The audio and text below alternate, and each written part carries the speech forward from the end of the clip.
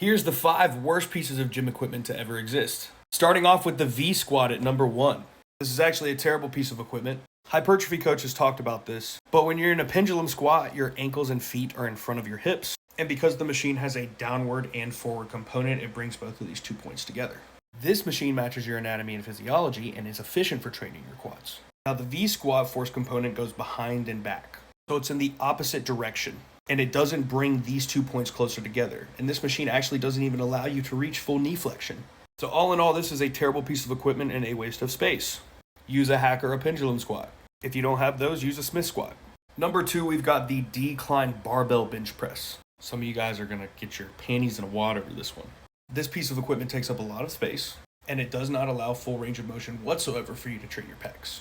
If you want to do a decline movement, do a decline dumbbell press. It allows full range of motion. Or one of those decline plate-loaded presses. Or a dip.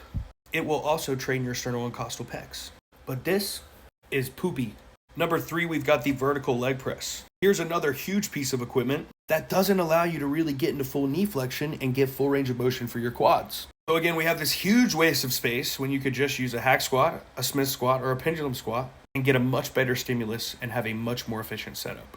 Number 4, we have this converging barbell. TNF made a video on this saying how he thought it was one of the best pieces of equipment until he actually used it. And he's completely right. I used to think the same thing. I was like, oh my God, it converges. It's got to be so amazing. And then I used it, and in reality, it's super unstable and super awkward. Finally, at number 5, we have the linear hack squat.